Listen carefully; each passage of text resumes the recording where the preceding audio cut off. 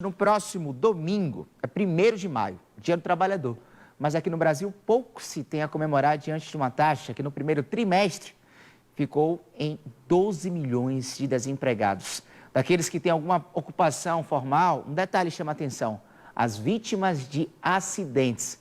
E olha, somente aqui na Bahia, nos últimos 10 anos, houve um crescimento de quase 500% no número de acidentes de trabalho. E muitas das ocorrências acontecem no deslocamento de ida e volta do serviço.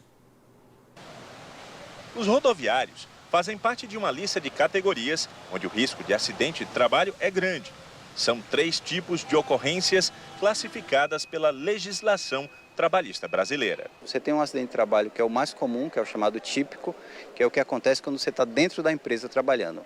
Um segundo problema é o chamado adoecimento ocupacional. Não chega a ser um acidente, mas aos poucos você vai tendo o seu organismo prejudicado e adoecendo por causa daquela função que você exerce. E o terceiro problema é o acidente de trajeto.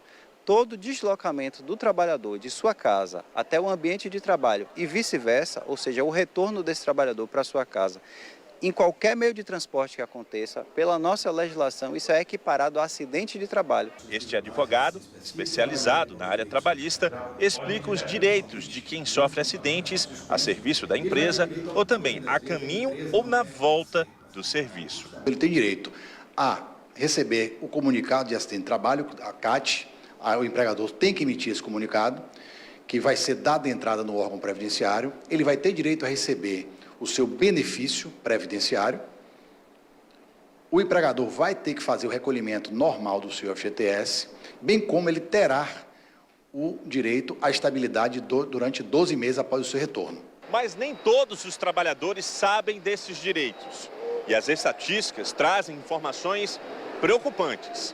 A maioria das vítimas dos acidentes de trabalho na Bahia são homens, correspondem a 86% das ocorrências. Um outro dado chama a atenção: o número de trabalhadores informais que se envolvem nesses tipos de acidentes. Correspondem a 37,5% dos registros.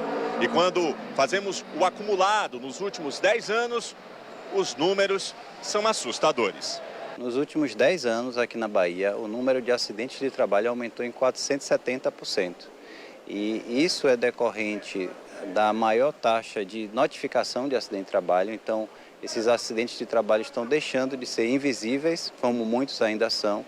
E também tem relação com a negligência das empresas em adotar medidas preventivas de acidentes de trabalho. Marcos recomenda a procura imediata de um advogado, caso haja alguma suspeita de desrespeito. Nas situações que envolvem trabalhadores informais, é preciso estar atento a alguns cuidados recomendados pelo especialista. Para fazer jus à questão do benefício, eles têm que ser, em primeiro lugar, configurar como segurado do INSS, ou seja, aqueles que fazem o recolhimento das contribuições previdenciárias mensalmente. Se por acaso, nesse caso desses trabalhadores informais, não tiverem nunca ter feito qualquer tipo de recolhimento de contribuição, eles não têm direito a qualquer tipo de assistência. Este procurador do Ministério Público do Trabalho também faz um alerta sobre uma cultura de parte das empresas em querer transferir a responsabilidade do acidente exclusivamente para o funcionário. A própria vítima, que sofre sequelas e que às vezes até vem a óbito, ela costuma ser responsabilizada pelas empresas como responsável pelo acidente de trabalho que aconteceu. Um segundo erro muito comum é você priorizar as medidas de proteção individual, o EPI, o capacete, o cinto de segurança, quando a nossa legislação manda priorizar as proteções coletivas, que são o guarda-corpo, os abafadores de ruído. Essas medidas de proteção coletiva elas são muito mais eficazes do que a proteção individual. Olha, no site do governo federal é possível registrar os acidentes de trabalho sofridos, caso a empresa mesmo não faça. O site é gov.br, certo? Basta botar lá a sigla CAT, C-A-T, que é Comunicação de Acidente de Trabalho. Assim, o trabalhador estará garantindo os seus direitos.